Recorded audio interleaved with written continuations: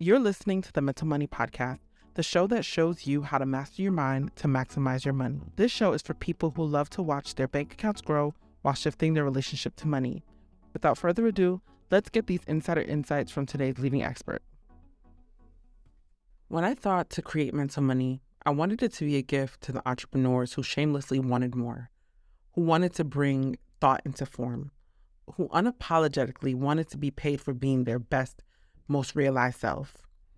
The thought of journeying home to yourself kept ringing in my ear. While having a conversation with my cousin, that theme replayed itself yet again. I considered it a sign. This was the year that we would come back to ourselves, but in the greatest way. I knew that in order for this to work, I had to examine the deepest parts of my mind and see where I got in my own way. Up until this point, I had realized a lot of material success, but also still experienced a significant amount of mental anguish. Doesn't matter how much money or success you have if you're miserable and you don't have a healthy mind.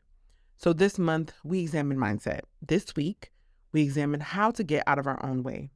If you don't think you're in your own way, I bet I can convince you otherwise. If you don't feel how you want to feel, have the security you want, are fulfilled in your own right, you're in your own way. But before I begin, I want to acknowledge that there may be forces that don't allow you to see this truth. But at the end of the day, the common denominator is you. This means no matter how jacked up society is, no matter what the state of the economy looks like, no matter what life throws at you, and it will throw things at you, it's not on you, it's in you. The first thing is rigid thinking. I fell victim to this one early in my business career. I even convinced myself that in order for my brand to succeed, I would need to have a white face to represent what I was hoping to accomplish. I thought that I had to be a certain weight to be widely accepted. I held the belief that people wouldn't want to hear what I had to say because I was just another expert in a sea of experts. Let me be the first to tell you that this couldn't be further from the truth. At my highest weight, I was invited to speak internationally and made the most money I've ever made in my business. I am the face of my company, and just for being a Black woman, I get funding to operate my business. My expertise is highly sought after in spaces I could have never imagined for myself. I was in my own way. At times, we hold on to notions and ideas about how things should be. Who decided this? Who says you can't? Other than the deeply held beliefs that you refuse to let go of. The truth is, we're programmed to believe that there is a way. So much so that we forget to listen to ourselves. We forget to check in and figure out what works for us and how we want to show up in the world.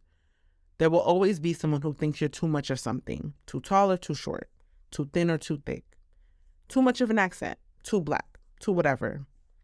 The only thing that matters is what you want to bring it in, how you want to do that. Otherwise, it's self-betrayal.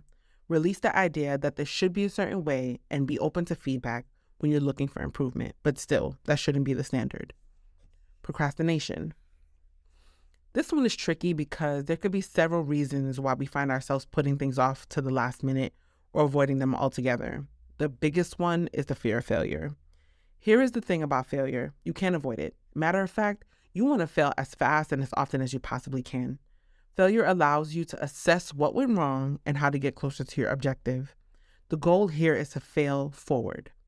If you're doing the same things over and over again with no correction, that's idiotic. If you find yourself at a space where you can't make a move or you're unable to complete a task because you don't know how it'll turn out, trust yourself to pivot when or if you need to.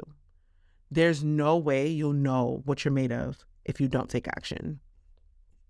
Perfectionism.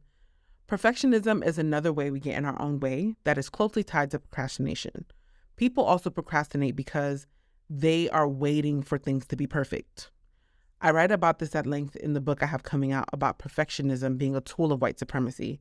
I can't wait to see that eradicated in this lifetime.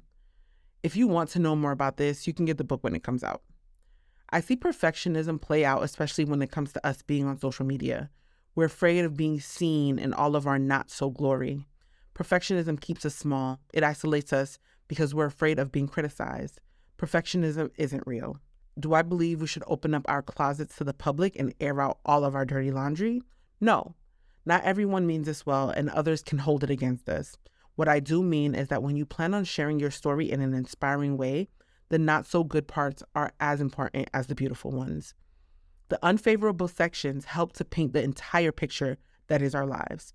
When we get online, it makes us feel vulnerable. Share what you want. Again, there's no hard, fast rule. But remember that someone will have something to say. Who cares? They don't have the answers either. Your story is yours, and you documenting your journey, your business, your ideas, your growth can inspire someone to change their lives because they see themselves in you. From a business standpoint, if this is your ideal client, they will see that you have crafted the solution to their problems or that you have a similar problem that you solved for yourself. This is how sales are made and trust is built with your audience.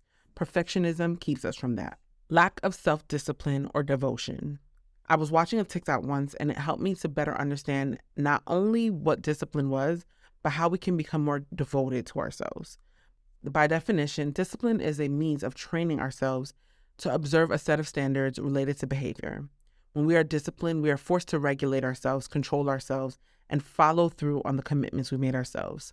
The young lady mentioned that in many ways, that can feel restrictive. So how do you get the same results without the rigidity? Devotion. What the young lady in the TikTok video suggested, and sorry that I can't remember her handle, is that devotion is more fluid and, dare I say, more successful because it operates under the premise that you are practicing dedication to yourself, your boundaries, your well-being, and your personal growth. Assuming you're doing all of this, all the other things will fall in place. People who are devoted to themselves naturally have the discipline they need to see what they want to see come to pass. They don't waste time. They aren't afraid of failure because they trust themselves to pivot. They don't let themselves be mindlessly distracted. They are motivated to become their higher selves. They don't lack clarity about their lives. They are self-aware and they take care of themselves from a holistic point of view. We get in our own way when we don't take life into our own hands, when we just let life happen to us instead of enacting devotion.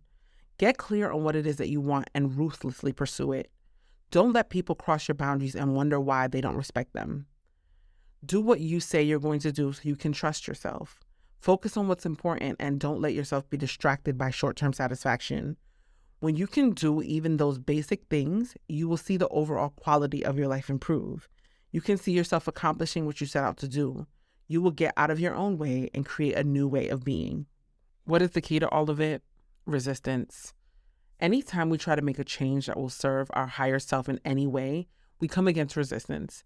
In the book, The Art of War by Steven Pressfield, Pressfield describes resistance as a negative force that works against us, convincing us that we're too old, too young, too anything to set our path forward. The thing is, it's inside of you. The way to deal with this resistance is to set yourself apart from it. Think about it. How could this voice really be you if it's sending you messages that are not empowering or encouraging you, but fueling your lack of self-devotion, encouraging procrastination, and fueling perfectionism? When you hear that voice, Pressfield asks us to call it by its name, resistance. Set it apart from you. When you find yourself feeling disempowered, remind yourself that that's not really you because you would not work against yourself. I know it sounds woo-woo, but this is a powerful distinction. Many of us think that that voice is objective thought. We think it's our reasoning skills coming into action. All that is a culmination of disempowering messages you agreed to over a lifetime fueling your fear. With that said, get out of your way. Know that you're capable of being your best and highest self. When the voice of resistance comes to disempower you, remember that it is your own resistance to change. Remember that that voice only comes when it's time to change and become your higher self, not when you remain complacent. The goal is to move more towards what we find ourselves resisting. That is, to become the best and most realized version of ourselves. The goal is to get to the next level where fear doesn't thrive and your goals can be realized. This is how we get out of our own way and journey back to our greatest selves. Thank you so much for listening to the Mental Money Podcast. Please go ahead and remember to subscribe, but don't hoard all of this good information for yourself.